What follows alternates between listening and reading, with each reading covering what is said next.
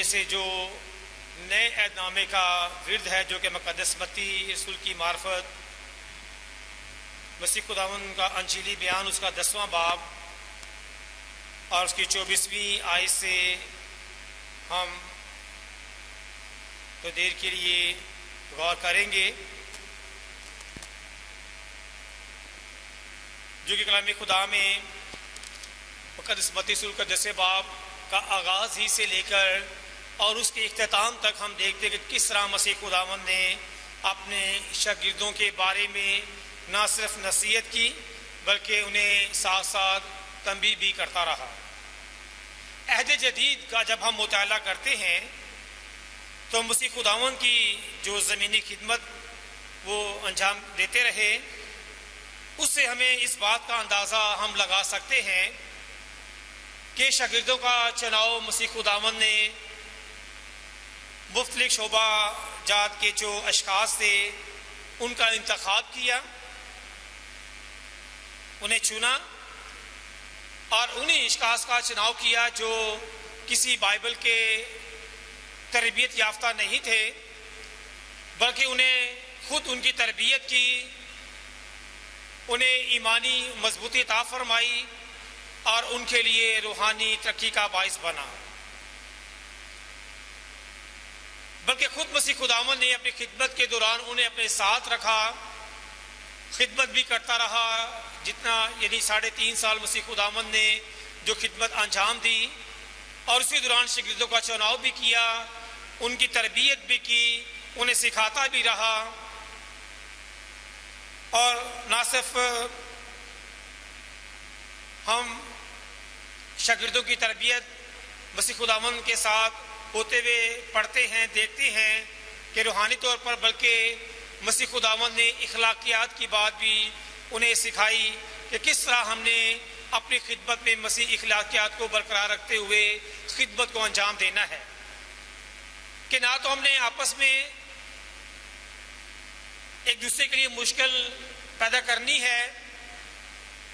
اور نہ ہی دوران خدمت میں اگر ہمیں بڑے سے بڑی مشکلات کا سامنا ہو بھی جائے اس کا مقابلہ کرنا ہے، بلکہ اسے بڑے پیار اور تحمل کے ساتھ اس پر عبور حاصل کرنا ہے۔ اور ان تمام باتوں کو جب ہم بڑے غور سے دیکھتے ہیں تو مسیح خداوند نے 10 باب کی 12ویں آیت 10 باب کی پہلی آیت کا جب ہم دیکھتے آغاز کرتے ہیں تو وہاں پر لکھا ہے کہ پھر اس نے اپنے 12 شاگردوں کو پاس بلا کر ان کو ناپاک روحوں پر اختیار بخشا، ان کو نکالے اور ہر طرح کی بیماری اور ہر طرح کی کمزوری کو دور کریں۔ جنہیں تمام وہ باتیں دورانی خدمت تربیت کے جو مسیح خداوند شاگردوں کو بتاتا رہا، اور نہ صرف خدمت کے حوالے سے بلکہ آنے والے وقت کے حوالے سے بھی آگاہی دیتا رہا کہ کیا کیا حالات ہوں گے،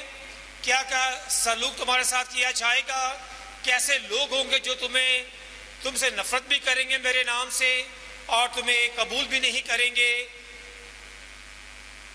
اور پھر تمہارے درمیان نفاق بھی پیدا کریں گے تاکہ آپس میں جو ہے بد اخلاقی پیدا ہو، لڑائی جھگڑے پیدا ہوں۔ اور پھر جیسے باپ کی اگر جو ہم 5ویں آیت دیکھیں تو یہاں پر بھی مسیح خداوند نے ان 12 کو یسوع نے بھیجا اور ان کو حکم دے کر کہا کہ غیر قوموں کی طرف نہ جانا اور سامریوں کے کسی شہر میں داخل نہ ہونا بلکہ اسرائیل کے گھرانے کی کھوئی بھیڑوں کے پاس جانا۔ یعنی مسیح خداوند اپنے شاگردوں کو، جس وقت 2 شاگرد تھے، انہیں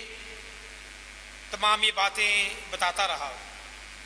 اب پھر ہم 24ویں آیت کی طرف آتے ہیں، مقدس متی کی انجیل جو ہمارا آج کا حوالہ ہے 24 سے 25ویں آیت میں، وہاں پر بڑی خوبصورت انداز میں مقدس متی نے اپنے انجیلی بیان کو قلم بند کروایا ہے، اور یہاں پر یوں مرقوم ہے کہ مسیح خداوند نے فرمایا کہ شاگرد اپنے استاد سے بڑا نہیں ہوتا اور نہ نوکر اپنے مالک سے، اور شاگرد کے لیے یہ کافی ہے کہ اپنے استاد کی مانند ہو، اور نوکر کے لیے یہ کہ اپنے مالک کی مانند۔ جب انہوں نے گھر کے مالک کو بال زبول کہا تو اس کے گھرانے کے لوگوں کو کیوں نہ کہیں گے. یعنی پہلی 2 آیات جو 24ویں 25ویں آیت ہے، ان آیات میں بڑے خوبصورت انداز میں مسیح خداوند نے بیان کیا ہے. شاگرد سے مخاطب ہے اور نوکر سے مخاطب ہے، اور پھر انہیں اس بات کی طرف ان کا دھیان لے کے جاتا ہے کہ بطور استاد مالک جو میں تمہارے درمیان ہوں، جو سلوک میرے ساتھ ہوا ہے تمہارے ساتھ کیوں نہ ہوگا. میرے عزیزو، شاگرد کا مختصر مطلب میں آپ کے سامنے بیان کرتا ہوں، اور وہ یہ ہے کہ شاگرد سے مراد ہے پیروکار، جو کسی معلم سے سیکھتا ہے، اور رسول سے مراد ہے وہ شخص جو اپنے استاد کا پیغام اور اسے کاموں کا بیان دوسروں کو پہنچائے. اور رسول سے مراد ہے کہ بھیجا ہوا. یسوع کے شاگرد پہلے شاگرد تھے، لیکن جب انہیں اختیار دیا گیا، بھیجا گیا بطور رسول، انہیں یہ کہا گیا کہ تم جاؤ اور جا کر خوشخبری کا پیغام پہنچاؤ. اور نوکر سے مراد ہم سمجھ سکتے ہیں کہ چاکر جو کہ اپنے مالک یا اپنے باس یا اپنے استاد کے ارد گرد چکر لگاتا رہتا ہے، اسے دیکھتا رہتا ہے، پرکھتا ہے کہ اس کے وہ کیا چاہتا ہے، کس طرح کس وقت اس کا کیا مزاج ہے. ملازم، خدمت گار، سیوک اور خدمت گزار، یہ تمام باتیں نوکر کی اقسام میں ہم اسے کہہ سکتے ہیں. اور پھر تیسرا یعنی جو بطور استاد ہمیں تبھی کرتا ہے، جس کے لیے مسیح خداوند نے فرمایا، اپنے شاگردوں سے اور پرانے عہد نامے کا حوالہ دیا کہ باپ نے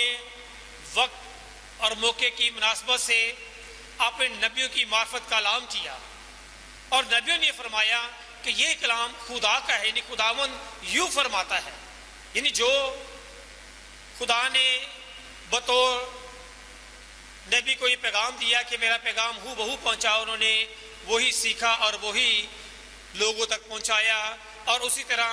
جس طرح مسیح خداوند نے نئے ادامہ میں جو اپنے شاگردوں کو سکھایا، انہیں معجزات کے ذریعے اور شفائیہ اپنی منسٹری کے حوالے سے اور پھر تعلیمات کے حوالے سے اور لوگوں کے رویے کے حوالے سے رسولوں نے، شاگردوں نے سیکھا، انہوں نے اسی پر ہی عمل کرتے ہوئے اس خدمت کو آگے بڑھایا. کیونکہ شاگرد کا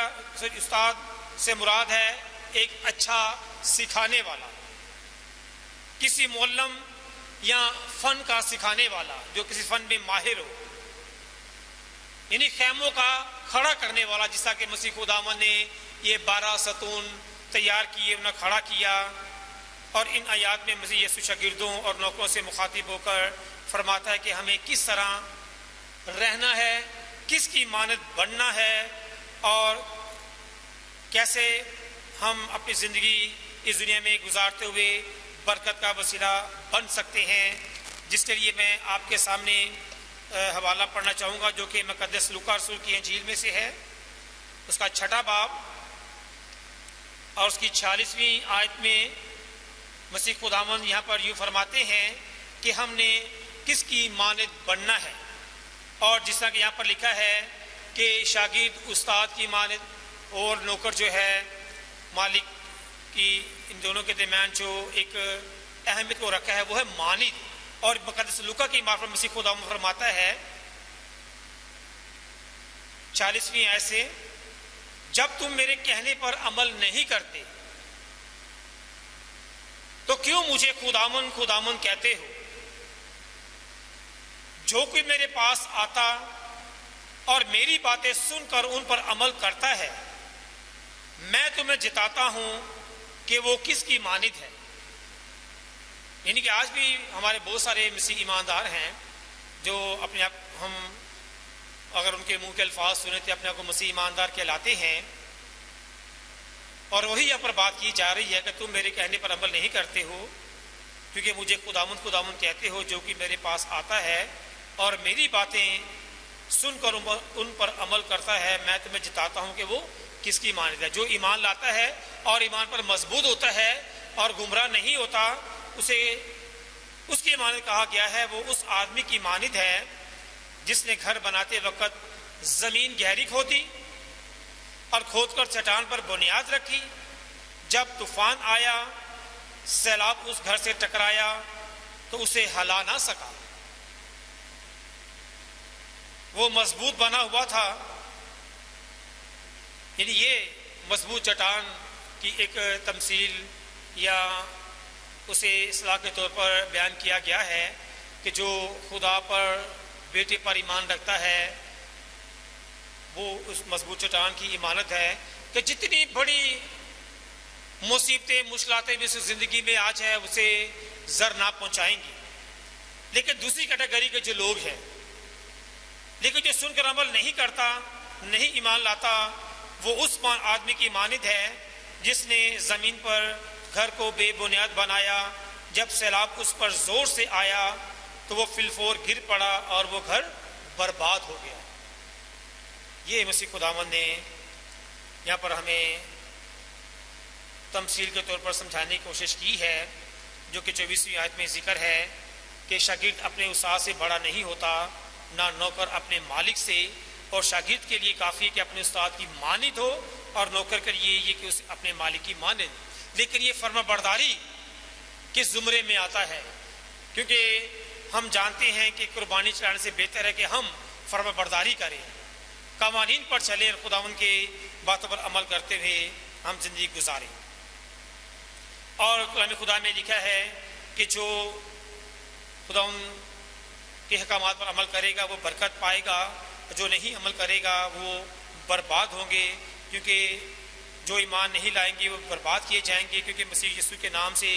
لوگ جو ہے اس وقت بھی شاگردوں سے اور رسولوں سے نفرت بھی کرتے تھے, مخالفت بھی کرتے تھے, اور آج بھی مسیح خداوند کے نام سے اس کے ایمانداروں کو ستایا جاتا ہے, پریشان کیا جاتا ہے تاکہ وہ اپنے ایمان سے منکر ہو جائیں. اور کہتے ہیں کہ مسیح کے رسول اور مسیح خداوند جو ہے وہ بازبول کی مدد سے بدروحوں کو نکالتے ہیں, جس کا ذکر ہم نے یہاں پر پڑھا ہے. اور ہم نے دیکھا کہ پرانے عہد نامہ میں بہت ساری ایسی تعلیمات ہیں, یعنی کہ جس فقی فریسیوں کی اگر بات سنیں تو انہوں نے جب بھی مسیح خداوند کی تعلیمات کو سنا اور یہی کہا کہ یہ وہ کلام پیش کرتا ہے جو ایک عام آدمی پیش نہیں کر سکتا, کبھی ایسی تعلیم نہیں دے سکتے. اور وہ یہ کہتے ہیں کہ یہ جو شفا کا کام کرتا ہے, معجزات کرتا ہے, بدروؤں کو نکالتا ہے, بیماروں کو اچھا کرتا ہے, یہ خود نہیں کرتا بلکہ یہ بازبول کی مدد سے نکالتا ہے بدرو میں. یعنی یہ جو بازبول ہے کلام خدا میں اگر عہد عتیق میں اس کا مطالعہ کرے تو یہ کینانی لوگوں کا دیوتا تھا, ایک ستون تھا, یعنی خداوندوں کا خدا تھا. لوگ اسے زندگی دینے والا بت سمجھتے ہوئے اسے پرستش کرتے تھے. اور اس کا ایک واقعہ اگر ہم دوسرا سلاطین میں دیکھیں تو وہاں پر ہمیں ایک بڑی خوبصورت مثال ملتی ہے کہ اخزیہ بادشاہ جب بیمار پڑا تو اس نے اپنے لوگوں سے کہا کہ جاؤ اور بازبول سے اس بات کے بارے میں معلومات حاصل کر کے لاؤ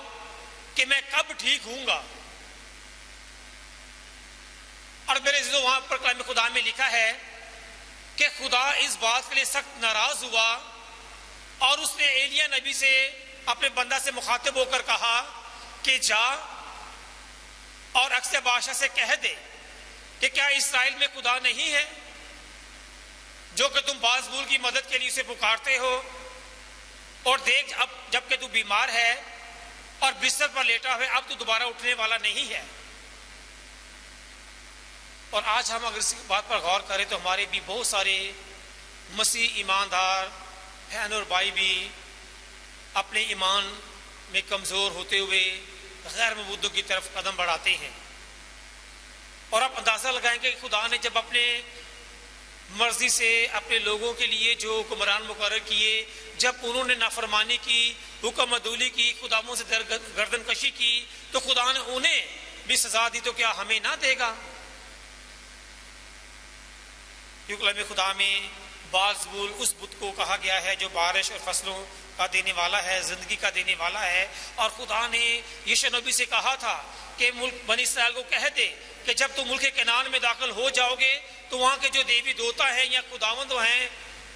ان کو نہ ماننا، نہ ان کی پرستش کرنا اور نہ ان کی مذہبی رسومات کو ادا کرنا. لیکن کچھ عرصہ کے بعد خدا کے لوگوں نے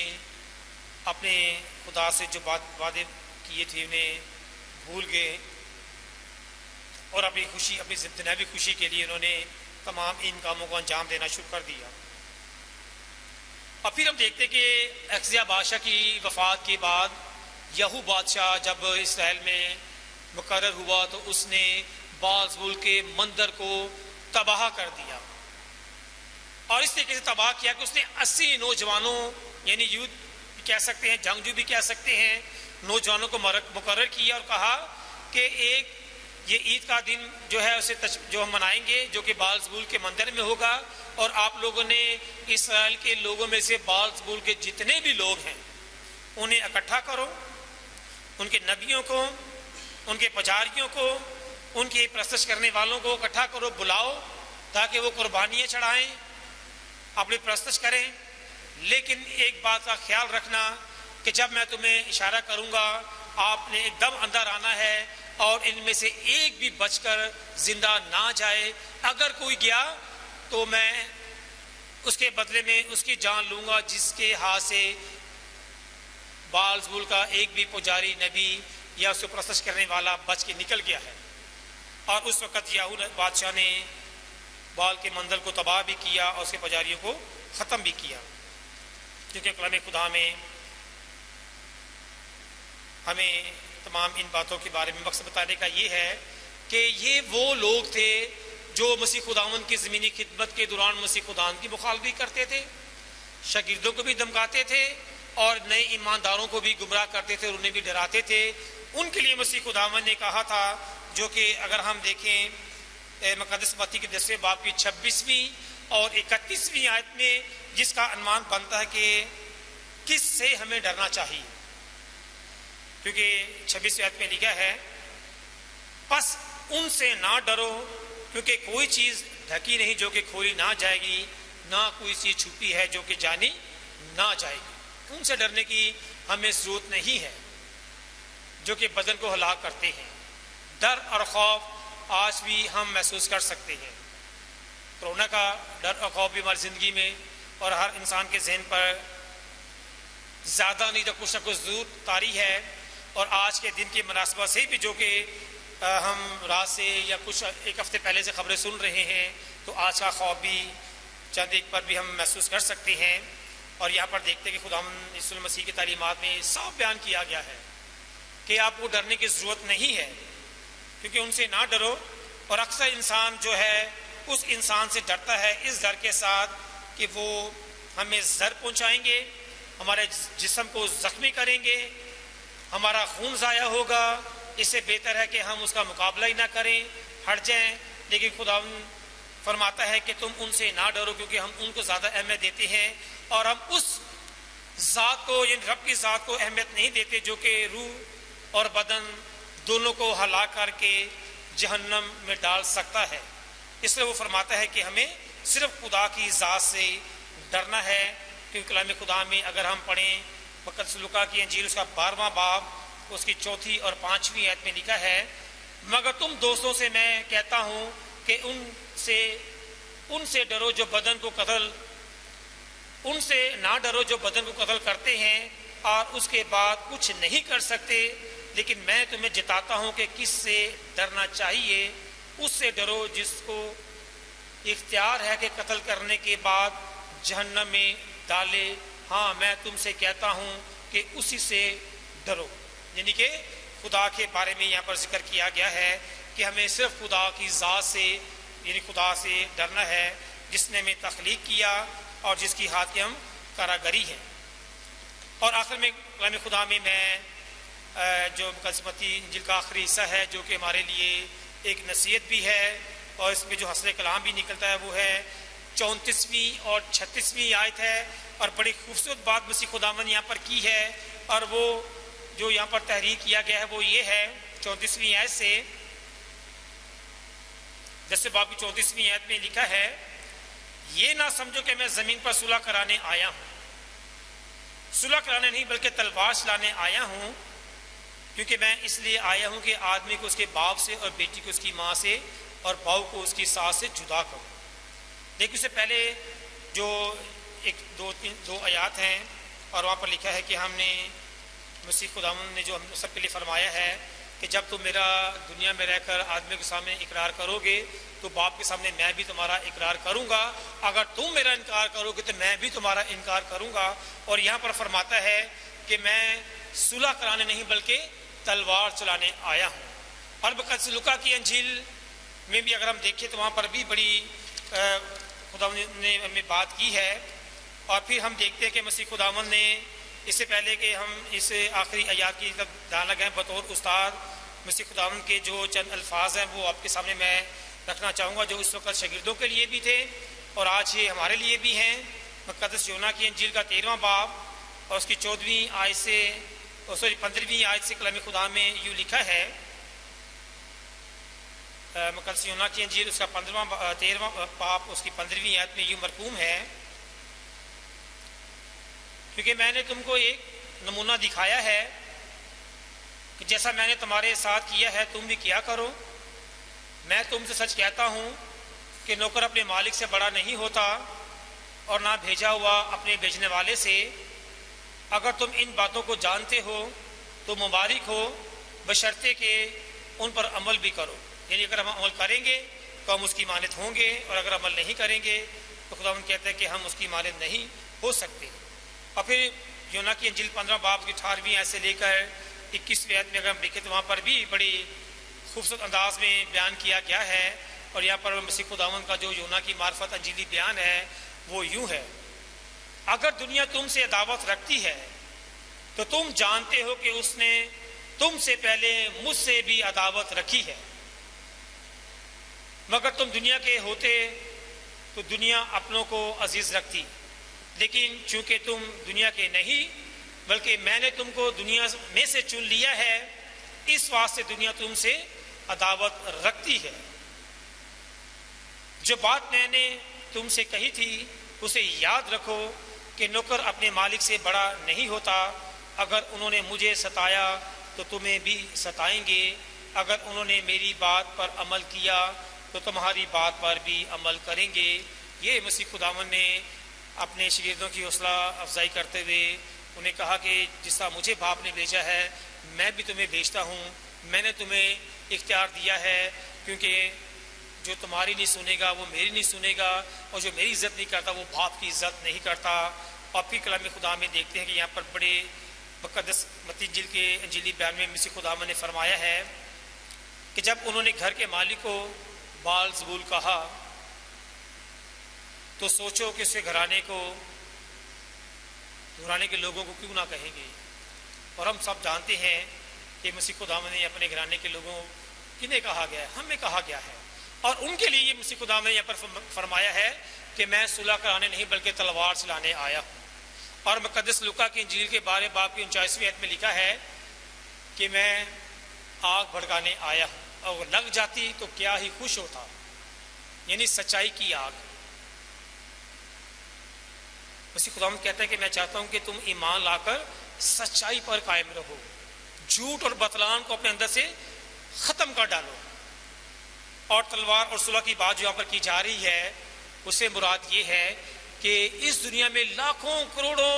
اربوں لوگ بستے ہیں، لیکن ان میں سے میرے لوگ جو ہیں وہ چند لوگ ہیں، بہت بڑا گروپ نہیں ہے، تھوڑے سے گروپ ہیں جو کہ ایماندار ہیں، جنہیں دنیا کی پرواہ نہیں ہے بلکہ ان کی نظریں اپنے خالق اور مالک کی طرف لگی ہوئی ہیں۔ اور مسیح خداوند ان کے لیے چاہتا ہے کہ میں چاہتا ہوں کہ تمہاری ان کے ساتھ صلح نہ ہو، تم اپنے آپ کو ان سے الگ کر لو تاکہ تم صرف میری ہی عبادت اور پرستش کرتے رہو۔ اور پھر ہم دیکھیں تو آگے لکھا ہے کہ جدائی کے بارے میں ہے کہ خاندانوں میں جدائیاں، لڑائی جھگڑے، فساد ہیں۔ آج اگر ہم دیکھیں تو گھروں میں تعلیمات میں بھی فرق ہے. شام کو یا دوپہر کو جب وقت ملتا ہے کوئی کلام خدا میں سے کوئی بات کرتا ہے, کوئی فرق بات کرتا ہے, کیونکہ انہوں نے فرق تعلیمات کو سنا ہوتا ہے. کم گھر میں مناظرہ کرتے ہیں اور اس میں پھر لڑائیاں اور جھگڑے بھی پیدا ہوتے ہیں. اس لیے مسیح خداوند کہتا ہے کہ جو اس کلام میں لکھا ہے اسی کو پڑھو, اسی پر عمل کرو اور اسی کے مطابق اپنی زندگی بسر کرو. خداوند ہمیں آج کے اس کلام کے وسیلہ سے برکت دے. آمین. ہم دعا کریں. مسیح ہمارے بزرگ آسمانی باپ, ہم خداوند تیرا شکر, تیری حمد و تمجید کرتے ہیں آج کے اس کلام کے لیے, تیرے وعدوں کے لیے, ہم سب کی حوصلہ افزائی کے لیے جو کہ سو خداوند نے شاگردوں کی, رسولوں کی. اور آج خداوند تیرے کلام کو پڑھ کر ہم حوصلہ اور ایمان میں مضبوط ہوتے ہوئے برکت پاتے ہیں کہ تو ہمیشہ اپنے بچوں سے پیار کرتا ہے. مسیح کے نام سے آمین.